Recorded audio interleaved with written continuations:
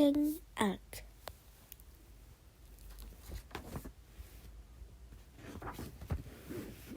The Ark stood drinking by the water's edge.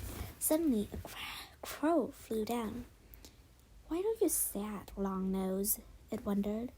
"Because I will never be able to do it." "Do what?" "Become king of the forest. Our boy Arks have to become king. You can fly, but what can I do?" "It will work out," said the crow, "but I wonder how I'm going to finish making a new nest. The old one blew down." "You'll have to work that out yourself," said the Ark. As he walked off, he brushed a few dried twigs off the pine tree. Straight away, the crow picked them up and started birding. The Ark didn't see this, but the hedgehog peeped out from behind a bush. A bit later, the Ark came across the hare.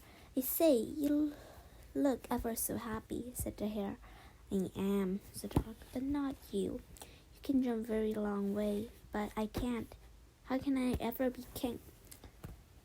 "It will be all right," said the hare, "but I'll be late getting back to my burrow on the other side of the lake. I can't jump all the way around. What should I do?" "You have to work that out yourself," said the Ark. "I'm going for a swim. You can sit on my back and think about it if you like." The hare held onto the Ark's antlers as he swam off. When they got to the other side, the hare bounded off happily. "Thank you," he said. "I am nearly home now." The Ark didn't hear this, but a ladybird said. A ladybird did. The Ark had not got far when he heard a song, a beautiful song, but it was very sad. It was the blackbird sitting in the pine tree. "Oh, what bad luck," she sang. "Yes, indeed," said the Ark. "Bad luck that I was born an Ark. You can sing so beautifully and makes the other animals cry. But what can I do? I'm supposed to be king of the forest." "I'm sure everything will be okay," sobbed the blackbird. "But my baby has fallen to the ground. What should I do?" "I don't know," said the Ark. "I'm sorry, but you don't have to work that out yourself."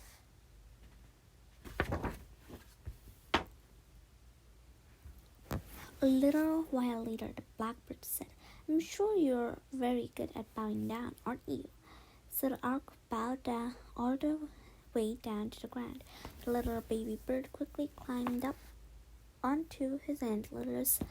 "And I'm sure you can lift your head up very quickly too," said Blackbird. When the Ark lifted his head up, the baby bird was thrown high into the sky. It fluttered its wing and fluttered, and suddenly it was flying. "I can fly! I can fly!" shrieked the little baby bird, happy and proud. And the blackbird warbled with happiness. Thank you, you saved my baby," warbled the blackbird. "It wasn't me, it was your idea," said the Ark. But he did feel a little bit happier, and right there, standing behind the stone and watching everything, was the bear.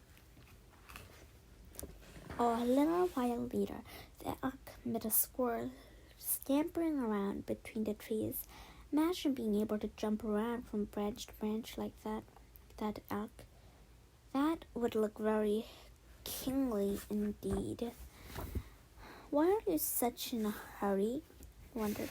"I don't know how I'm going to pick all the nuts in time for winter."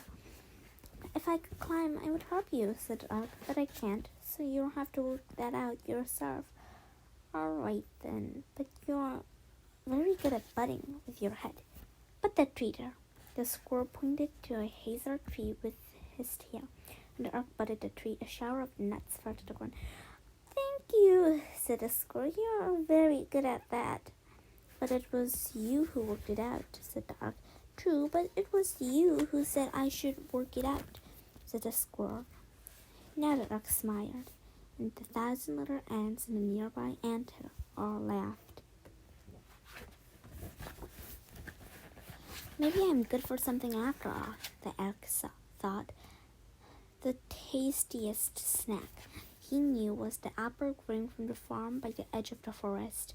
He usually went there at night or early in the morning because then he could have some peace and quiet. But today he went there in the early evening. The hens were still up. They were whirling around around all over the place, so he had to make sure he did not tread on them.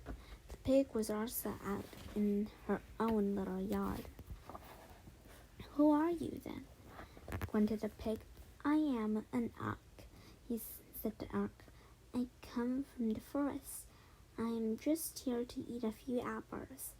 They are so tasty that I forget I have to be king." "Don't you want to be king?" Yes, but I don't think I can." "Well, you can't get out of here." Are there pigs in the forest?" "Yes, they're called wild boars," said the elk, "but I have never seen one." "I would like to be a wild boar." The elk ate some of the tasty apples, and the pig thought about what it would be like to be wild and free, and not shut in her little yard. "If you were king, you could help me out," said the pig when the elk had finished eating. "Maybe," said the elk, "but you'll have to work it out yourself," said the elk. The pig grunted and frowned deep in thought. "You look like you have nice strong legs," she said. "Could you give the fence a kick before you go?" "I suppose so," said the elk, and he kicked the fence so hard the 2 thick planks broke in half. "Thank you," said the pig.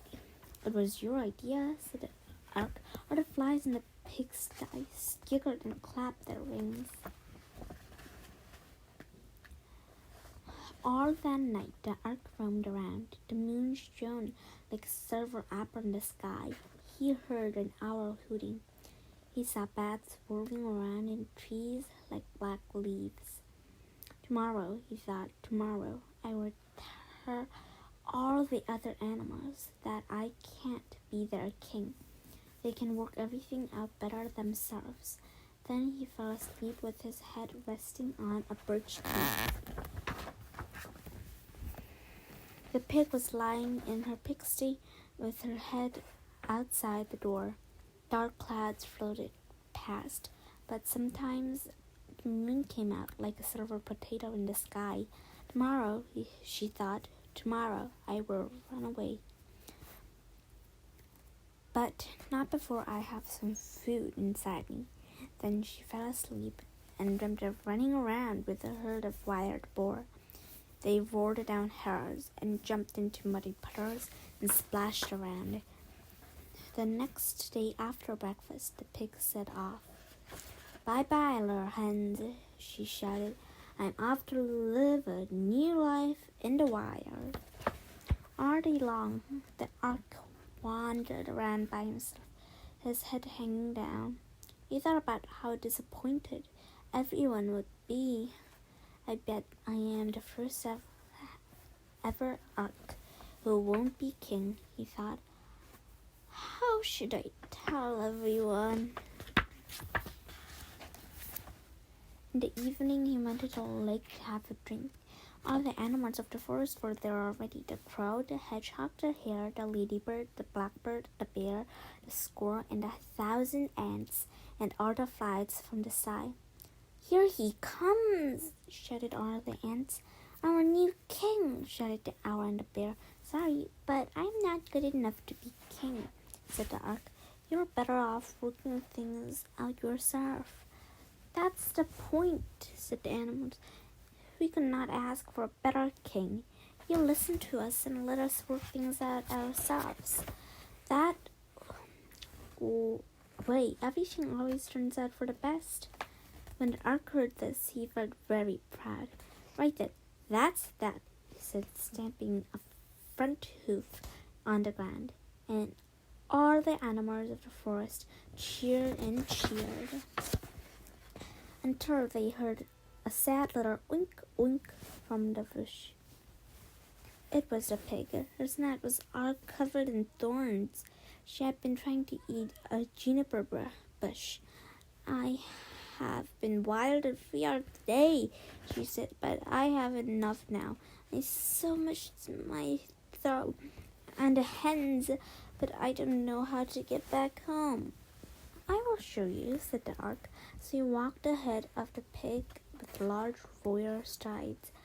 They said goodbye by the apple tree. Bye-bye, King Ark, said the pig. Bye-bye, said the ark, when the pig was safely home. But for a long time afterwards, a pig told the hens about her wild day of freedom in the forest and about her dear friend, the wise and popular King Ark.